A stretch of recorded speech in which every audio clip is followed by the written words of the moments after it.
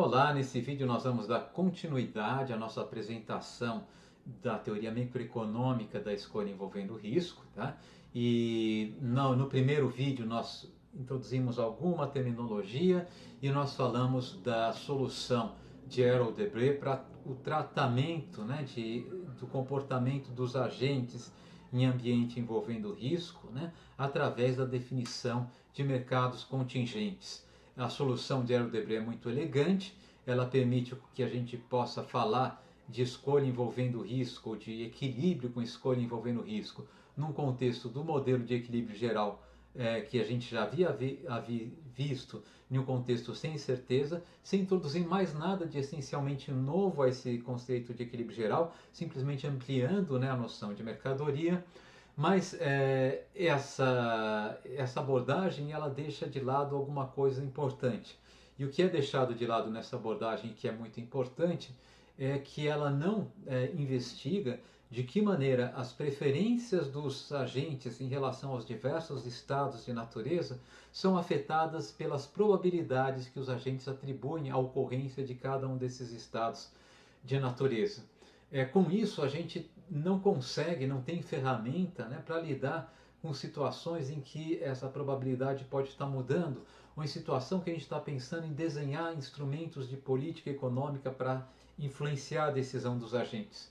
A ferramenta que vai nos permitir, né, pensar essas questões, a ferramenta mais usada, né, em teoria econômica que vai permitir que a gente pense essas questões, é a chamada teoria da utilidade esperada de von Neumann e Morgenstern, que foi desenvolvida na primeira metade do século passado por Oscar von Neumann, que era um economista austríaco, e troquei os nomes, né? Por Oscar Morgenstern, que era um economista austríaco, e John von Neumann, um dos maiores matemáticos, né, do começo do século passado, e foi descrita num contexto em que eles estavam fazendo um trabalho de sistematização da teoria dos jogos, né? Eles publicaram um livro chamado Game Theory and Economic Behavior, Teoria dos Jogos e Comportamento Econômico, no qual eles tratam, entre outros tópicos, tá, sobre preferências envolvendo risco, né? E nesse livro eles oferecem, né, um modelo de escolha envolvendo risco muito bem fundamentado. O lado matemático do von Neumann ajudou bastante, possivelmente, nessa fundamentação, né? E que ele é poderoso bastante para ser o modelo de escolha envolvendo risco ainda hoje mais empregado, ainda que haja críticas a esse modelo, né? É o modelo mais empregado em modelagem econômica.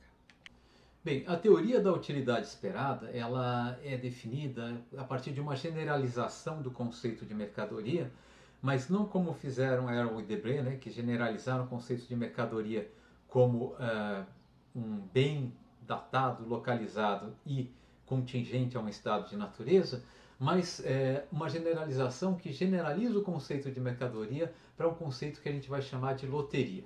O que é uma loteria, né? Uma loteria é uma descrição de uma situação de risco, né? De fato, uma loteria pode ser pensado como uma mercadoria, algo a ser negociado, ou pode ser pensado também como um plano de consumo contingente, dependendo do contexto em que a gente estiver pensando, né? Os nossos consumidores, eles vão no final das contas ficar com uma loteria. Então, o plano de consumo deles vai ser uma loteria. E o que é uma loteria para o von Neumann e para o Morgenstern? Uma loteria simplesmente, tá, é um conjunto de possibilidades de consumo, C1, C2 até Cn. Tá?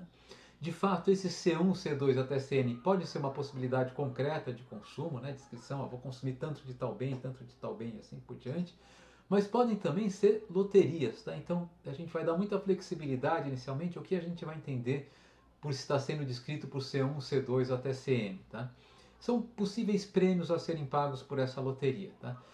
E na loteria eu vou associar uma probabilidade a cada prêmio. Tá? Então, associado ao prêmio P1 eu vou ter uma probabilidade P1, associado ao prêmio C2 eu vou ter uma probabilidade P2 e assim por diante. Esses prêmios são mutuamente excludentes, só vai ocorrer um desses prêmios. Né? E de tal maneira que a soma das probabilidades associadas a esses prêmios, deixa eu só, antes de falar da soma das probabilidades, só ser mais específico, né?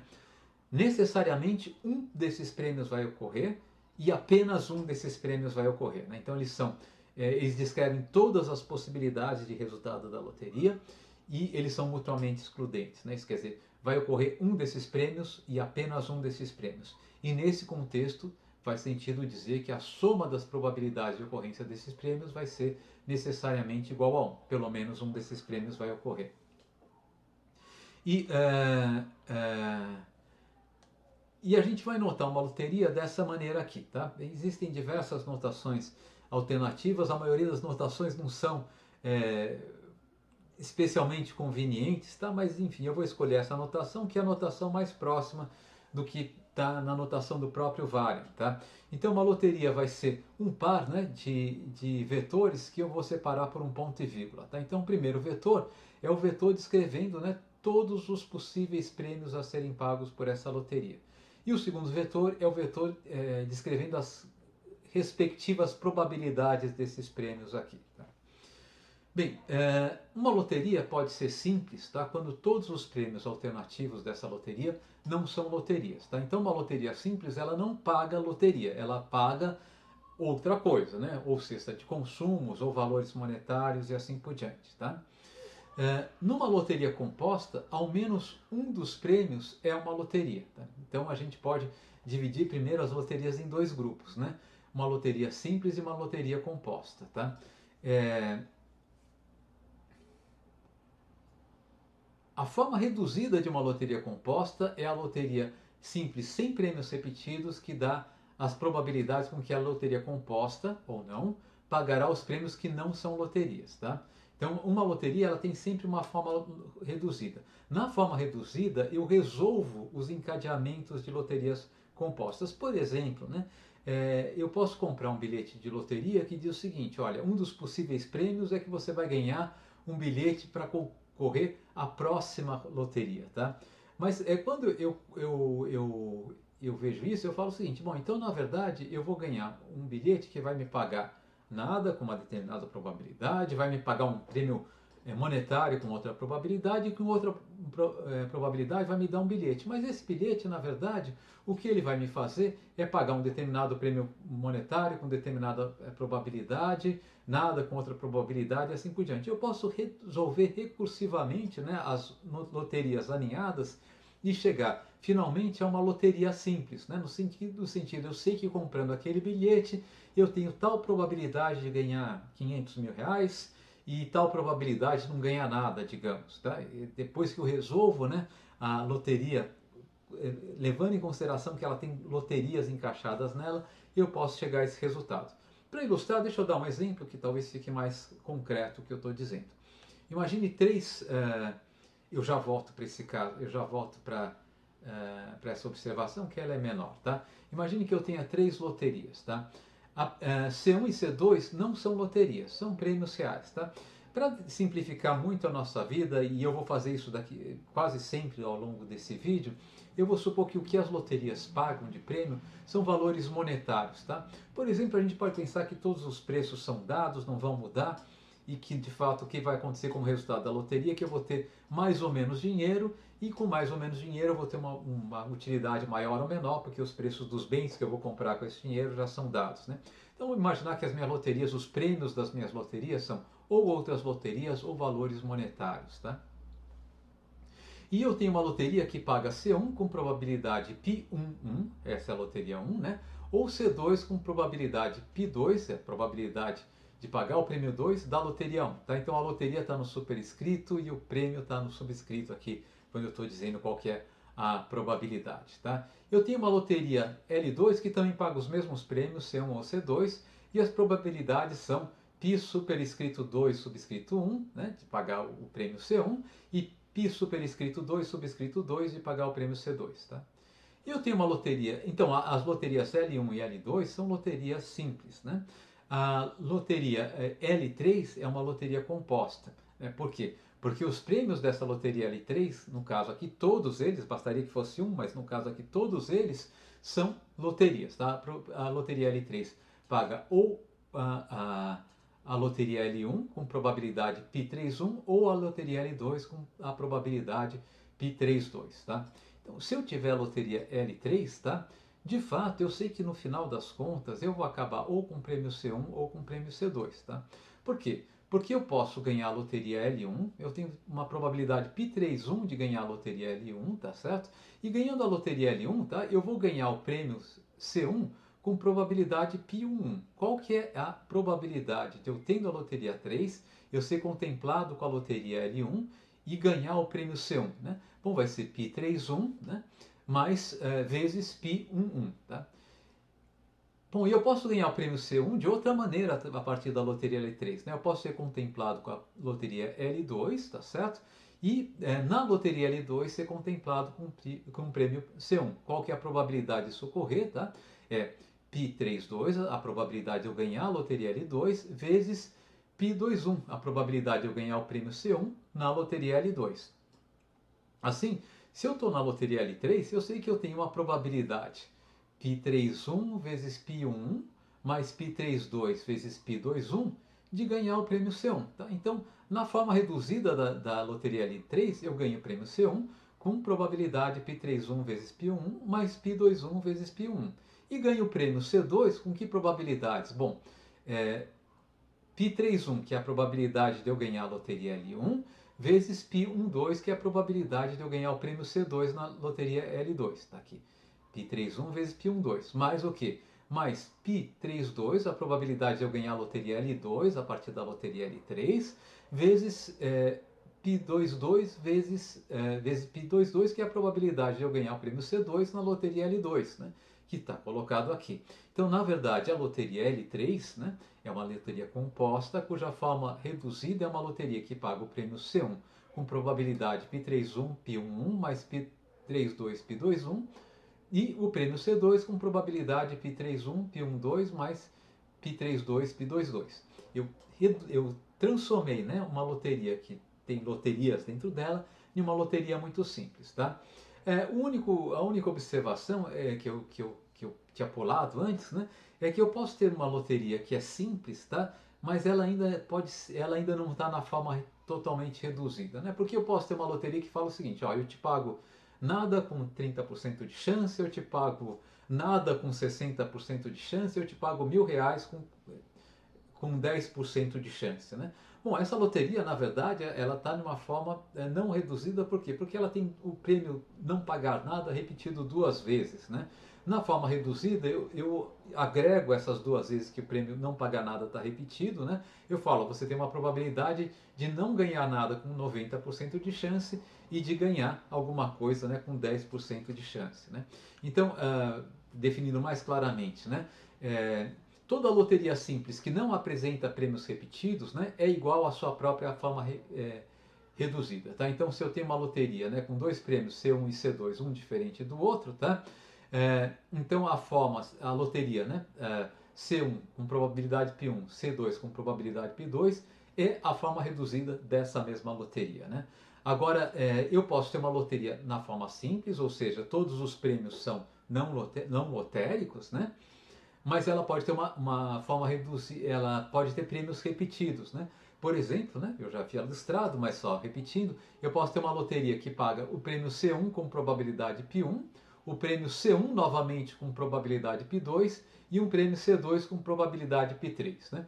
Bom, essa loteria ela pode ser reduzida ainda mais. Eu falo, olha, você vai pagar C1 com probabilidade π1 mais π2 e C2 com probabilidade π3. Então aqui está a forma reduzida dessa loteria. Pois bem, então introduzido o conceito de loterias, né, o von Neumann e Morgenstern eles sugeriram um modelo, né, no qual eles pensam o seguinte, ó, suponho que eu tenha agentes, de fato estavam pensando consumidores, né, ou investidores, na maior parte das aplicações, mas consumidores, agentes que vão fazer escolhas envolvendo risco, e essas escolhas podem ser pensadas como escolhas entre loterias. De fato, essa abordagem é uma generalização da escolha entre mercadorias, né? Porque a gente pode pensar qualquer escolha de um conjunto, de uma cesta de bens de consumo determinística, tá certo? É uma loteria, é uma escolha de uma loteria, um caso muito particular de loteria, né? Que é uma loteria no qual eu vou ganhar aquela cesta de bens com 100% de certeza, né? Eu tenho um prêmio que é 100% seguro, tá? Então, eu falo, o meu conceito de loteria contempla, né, como uma loteria degenerada o caso de uma cesta de bens, tá? Mas contempla situações de risco, que é o mais interessante para a gente aqui. Então, o que von Neumann e Morgenstern perceberam foi o seguinte: se eu impuser algumas hipóteses, né, sobre as preferências sobre loterias, tá, eu consigo comprovar a existência de uma função de utilidade. E eles falam o seguinte: olha, com algumas hipóteses razoáveis, tá, que talvez sejam um pouco mais restritivas do que as hipóteses tradicionais, né? Quais são as hipóteses tradicionais? Preferências completas, transitivas e contínuas, tá? Eles vão colocar alguma coisa a mais do que isso, mas que eles consideravam bastante razoáveis. Impondo essas hipóteses, eles perceberam que eles conseguem derivar funções de utilidade que descrevem essas preferências com propriedades interessantes. Tá? A gente já chega ao resultado fundamental deles. Né? Então, quais são as hipóteses que eles impuseram, né? Chamadas hipóteses da escolha envolvendo risco? Bom, as primeiras hipóteses, tá? As primeiras duas hipóteses são conhecidas da gente. Primeiro, eles querem que as preferências sejam completas, né? E transitivas, então preferências racionais. Então, os nossos agentes, entre duas loterias, eles vão ser sempre capazes de dizer se eles consideram uma preferida a outra ou se consideram as duas indiferentes entre si. Né? Então, eu tenho certeza que ele não vai ficar na dúvida quando compara duas loterias. Segunda hipótese, que as preferências são transitivas. Né? Então, se o nosso agente, se um agente qualquer, né, ele considera a loteria I ao menos tão boa quanto a loteria J e a loteria J ao menos tão boa quanto a loteria K, então a loteria I é ao menos tão boa quanto a loteria K para esse agente. Hipótese que a gente também já está bem familiarizado, parece bastante razoável. Né? A terceira hipótese também é bastante razoável, né? Que é a hipótese de loteria, de equivalência de loterias. Tá? E essa hipótese diz o seguinte: para comparar duas loterias, tá? Os agentes comparam apenas das suas formas reduzidas.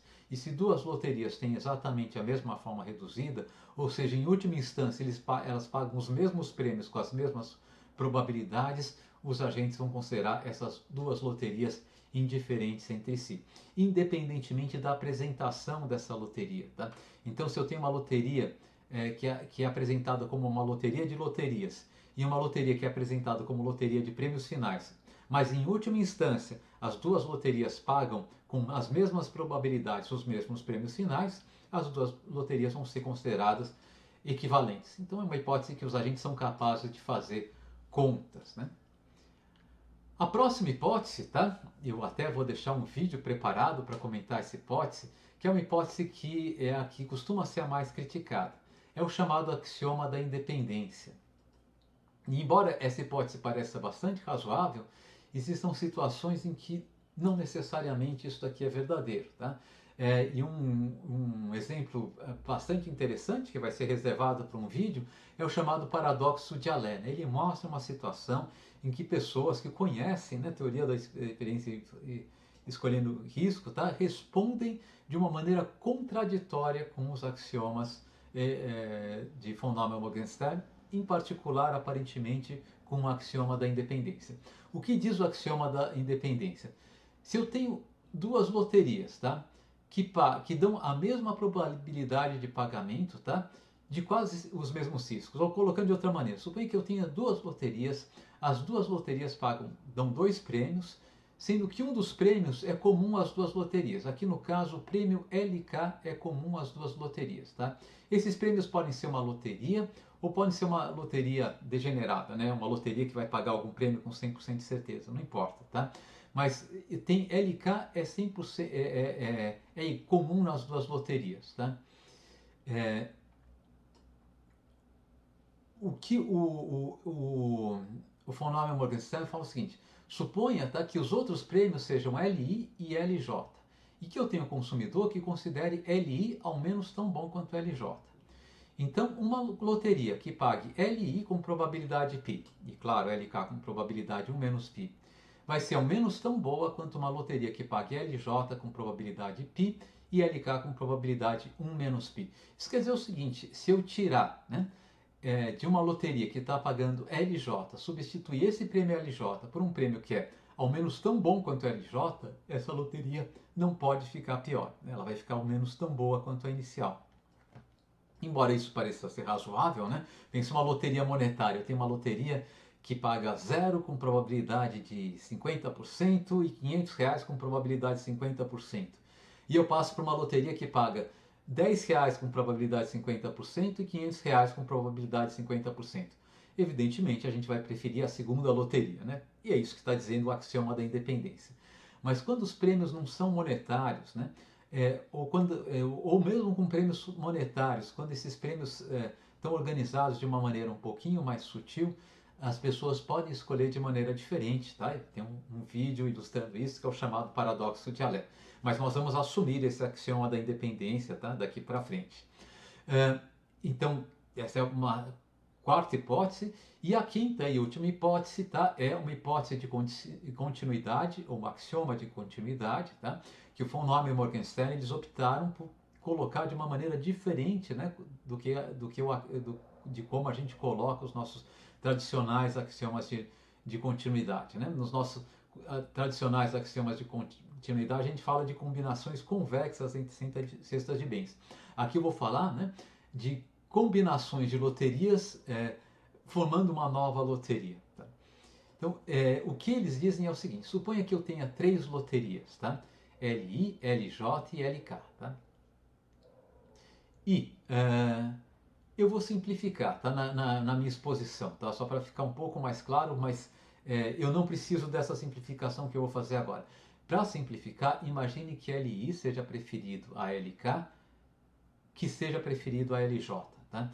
Então, e eu vou formar uma loteria, tá? Que composta só de LI e LK. Então eu tenho as duas loterias extremas, tá? E uma loteria intermediária. Né? LK é pior que LI, mas é melhor do que LJ. O que o axioma da continuidade von Neumann-Morgenstern diz, né? Na verdade, é que eu consigo formar uma loteria composta de LI e LK que dá uma probabilidade de eu ganhar LI que é exatamente, tá? Que é exatamente aquela que vai ficar indiferente entre ficar com essa loteria que paga LI ou LJ ou LK. Então, por exemplo, vou dar um caso extremo, dramático, né? Uma loteria do tipo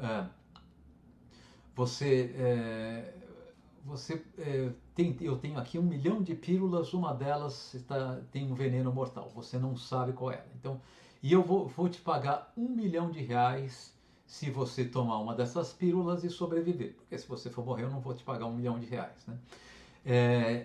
Isso daqui é uma loteria que está... eu posso pensar em 3 prêmios aqui, né?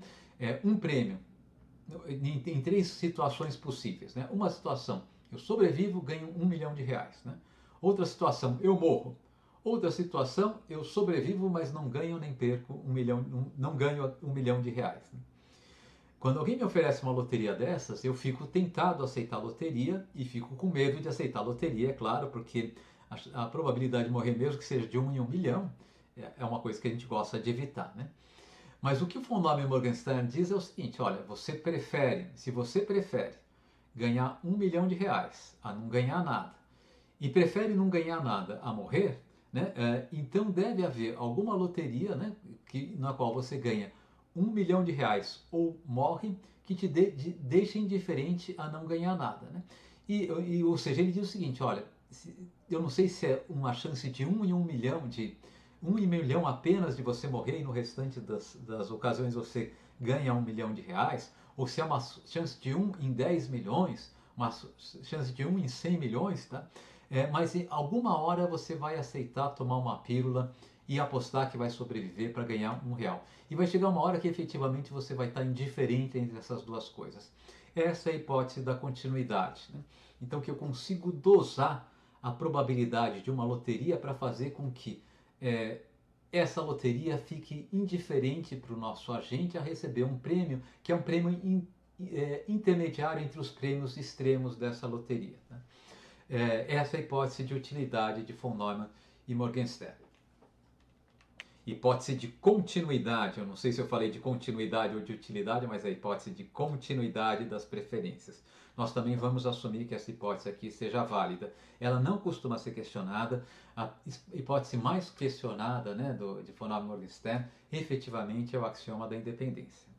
E o principal resultado de von Neumann e Morgenstern com relação à escolha envolvendo risco é o chamado teorema da utilidade esperada.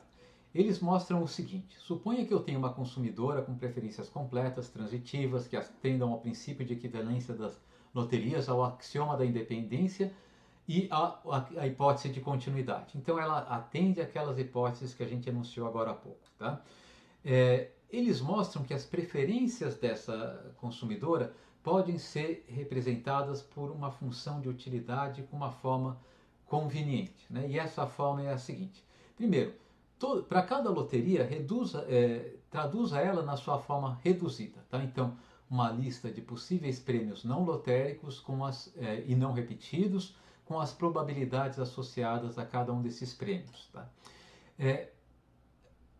Eles mostram que a função de utilidade, né, vai ter uma forma reduzida e vai envolver uma função de utilidade auxiliar. A função de utilidade auxiliar é uma função U minúsculo de C, em qual C é um prêmio não lotérico. Então a função de utilidade auxiliar ela atribui, né, uma utilidade, depois a gente vai ver que é utilidade mesmo, mas por enquanto é entre aspas, tá, a cada prêmio não lotérico. Tá? E a utilidade da loteria, que eu vou notar por U maiúsculo de L, simplesmente vai ser o valor esperado dessa função U minúsculo. Né? Isso quer dizer o seguinte: a utilidade de uma loteria L para nossa consumidora vai ser π1 vezes a função Uzinho calculada em C1, mais π2 vezes a função Uzinho calculada em C2, mais e assim por diante, mais πn vezes a função Uzinho calculada em Cn. Tá? Bom, existe uma certa confusão de nomes aqui, né? Se vocês, por exemplo, usarem um manual que está bem consistente, bem escrito, ele chama essa função U minúsculo, que é o manual do Mascoléu, ele chama essa função U minúsculo aqui de função de utilidade de Bernoulli. É função de utilidade de Bernoulli porque Bernoulli foi o primeiro a levantar essa hipótese de que as preferências de um consumidor devem ser representadas pela utilidade esperada dele em uma situação de risco, que é o que está acontecendo aqui. Né? A função de utilidade que o von Neumann e Morgenstern derivaram diz o seguinte: a utilidade da loteria é a esperança da função Uzinho de C. Tá?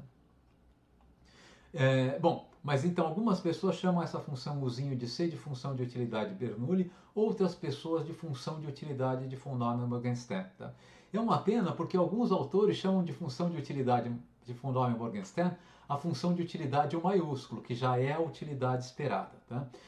Usualmente eu vou tentar usar o termo função de utilidade de Bernoulli para a função Uzinho minúsculo e função de utilidade esperada para a função U maiúsculo, para evitar qualquer tipo de confusão. Né? Mas eu corro o risco de trocar as bolas, porque as pessoas trocam as bolas e eu também posso fazer isso. Tá? Então vocês fiquem atentos para corrigir, né, ou para interpretar o que eu estou querendo dizer com uma função de utilidade em cada contexto. Então, mas para entender que isso daqui efetivamente, né, a função de utilidade de um prêmio, quando eu recebo um prêmio C específico, imaginem que a minha loteria L tem a forma reduzida, eu vou pagar C1 com probabilidade 100%, C2 com probabilidade 0, C3 com probabilidade 0 e assim por diante, até Cn com probabilidade 0. É claro que essa loteria é equivalente a receber o prêmio C1 com 100% de certeza.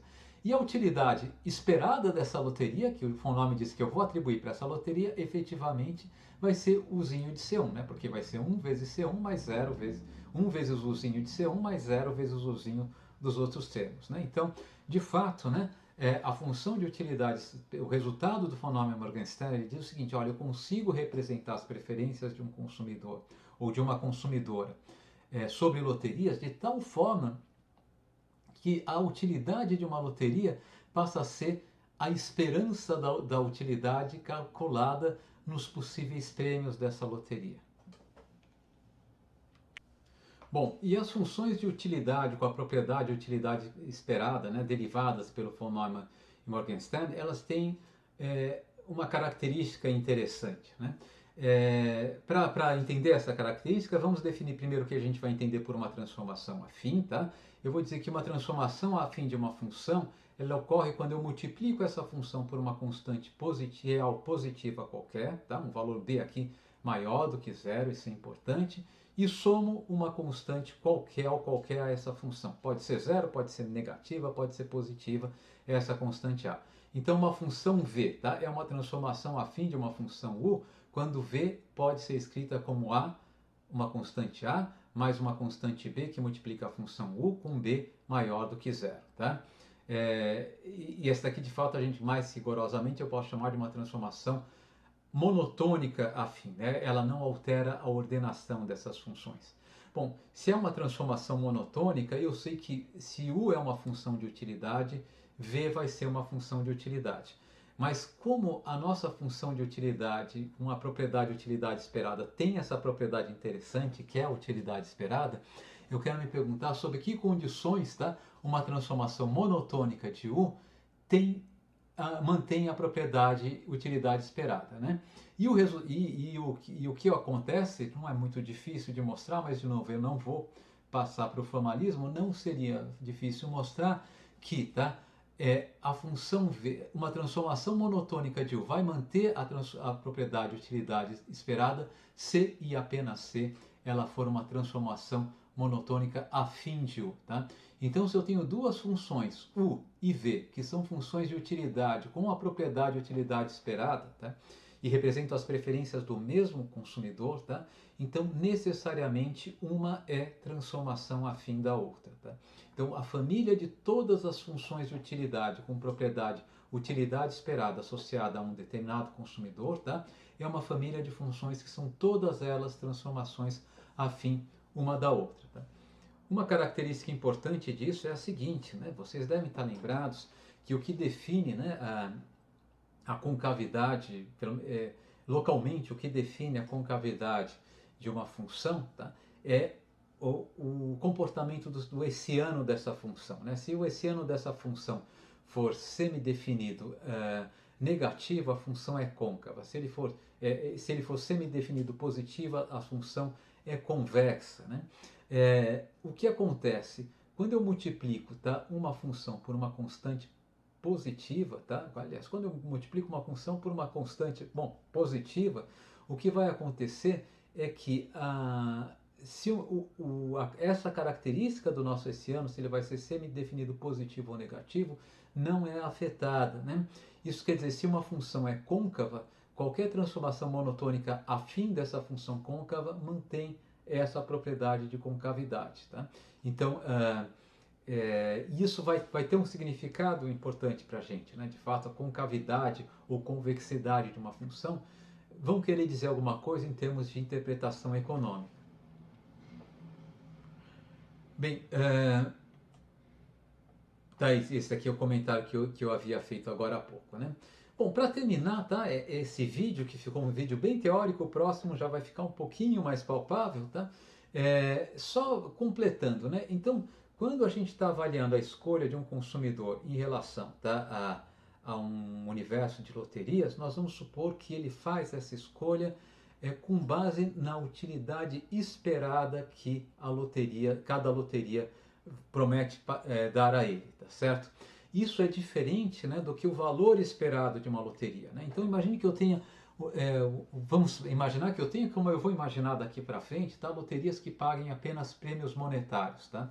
Então tem uma loteria que paga um determinado valor C1 com probabilidade π1, um outro valor C2 com probabilidade π2 e assim por diante até um valor CN com probabilidade πn. Qual que é a utilidade esperada dessa loteria? Bom, a gente viu que a utilidade esperada dessa loteria era π1, pegar uma caneta aqui, π1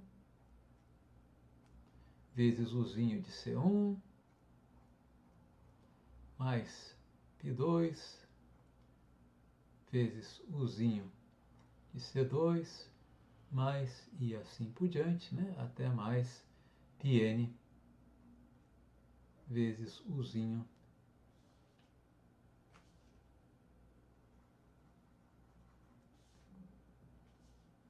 πn vezes Uzinho de Cn. Essa é a utilidade esperada, né? Qual que é o valor esperado dessa loteria? Bom, é π1 vezes C1, mais π2 vezes C2, mais e assim por diante, mais πn vezes Cn. Claro, são duas coisas bastante diferentes, tá? E de fato eu falei, né, que a gente chama essa função uzinho de função de Bernoulli, porque o Bernoulli, um matemático do século XIX, né, ele se defrontou com o seguinte problema.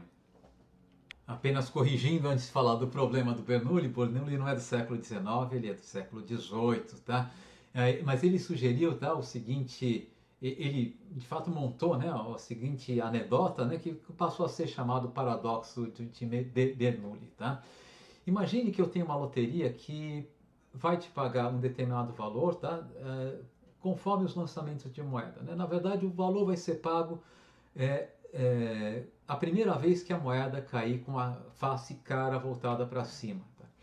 E ele fala o seguinte, e o valor a ser pago vai depender do número de vezes que a moeda foi lançada. Se a moeda foi lançada uma única vez, o valor a ser pago vai ser R$2. Então, se eu lançar a moeda e no primeiro lançamento a moeda cai com a face para cima, tá? O apostador ganha R$2. Tá? Se cair na cada vez que cada rodada que fica sem que a moeda não cai com a face para cima, o prêmio vai dobrando. Isso quer dizer o seguinte: se a moeda cai, se eu tenho 50% de chance, eu vou colocar aqui já o prêmio. E aqui o número de vezes que eu preciso lançar a moeda para ela cair com a face para cima. Então, se eu precisar lançar a moeda uma única vez, vou montar um pouquinho mais vou colocar um pouquinho mais de detalhe nessa tabela aqui. O prêmio, tá? O número de vezes que eu preciso lançar a moeda. Vamos colocar de uma maneira diferente. Eu vou começar aqui com o número de lançamentos até que a moeda dê cara, tá? Aqui eu vou dar o prêmio. E aqui a probabilidade, vou chamar de π, tá? π, né? Ok? Então, se a moeda der cara a primeira vez, tá? Essa aposta paga R$2 e a probabilidade da moeda dar cara de uma vez é de 50%. Se a moeda não der cara na primeira rodada e der cara na segunda rodada, tá certo? Então eu tenho dois lançamentos até a moeda dar cara, tá? O prêmio vai ser dobrado, R$4, né? Mas qual que é a probabilidade, né, de não cair cara no primeiro lançamento e cair cara no segundo lançamento, né? Bom, se a moeda não for oficiada, é claro, e os dois eventos sendo independentes, essa probabilidade vai ser de 1/4, né? 50% de chance de cair coroa, para não dar cara na primeira rodada, né? E... desculpem, eu apaguei tudo que eu estava escrevendo. Vou fazer de novo, então. Então, aqui número, aqui o prêmio. E aqui a probabilidade, π, né? Então, 2. Se cair na primeira vez, o apostador ganha R$2 e a probabilidade de cair cara em um lançamento é de 50%, né? Se a moeda para a moeda der cara apenas na segunda vez e não na primeira, né? Eu preciso que caia coroa da primeira vez, 50% de chance, e que caia cara na segunda vez, vezes 50% de chance, a probabilidade é 1/4. Né? E como eu demorei mais uma rodada para dar cara, o prêmio foi dobrado para 4. Né? Na terceira rodada, né, o prêmio vai ser dobrado. Se a moeda só cair cara no terceiro lançamento, o prêmio vai ser dobrado mais uma vez, vai ir para 8, né?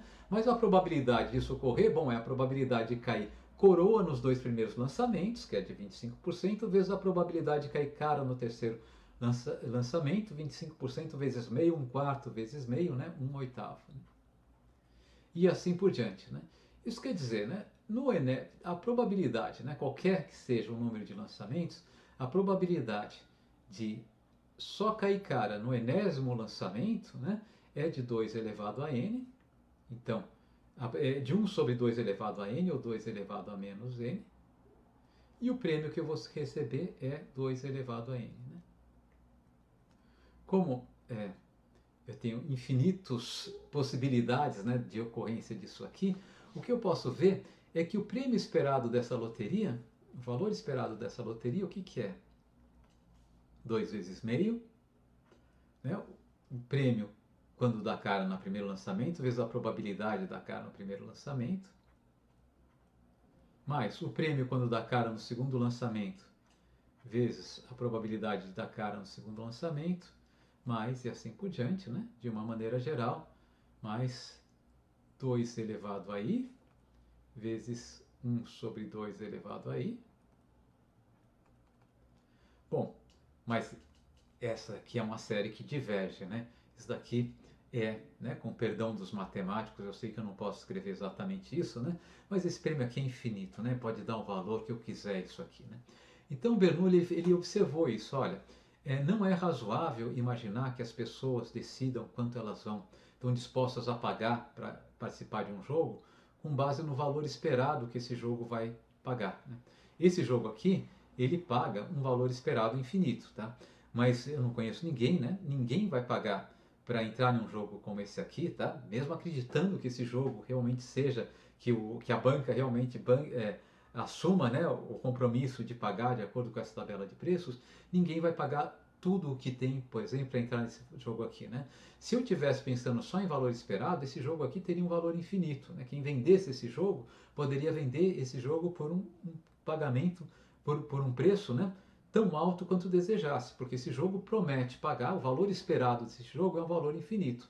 Mas a utilidade esperada desse jogo não necessariamente é infinita, né? Por exemplo, imagine que esse jogo aqui fosse jogado por um consumidor que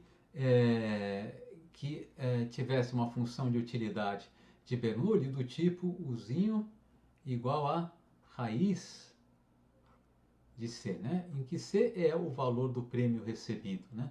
Qual que vai ser a utilidade desse consumidor numa loteria como essa aqui, né? Da nossa loteria aqui, tá?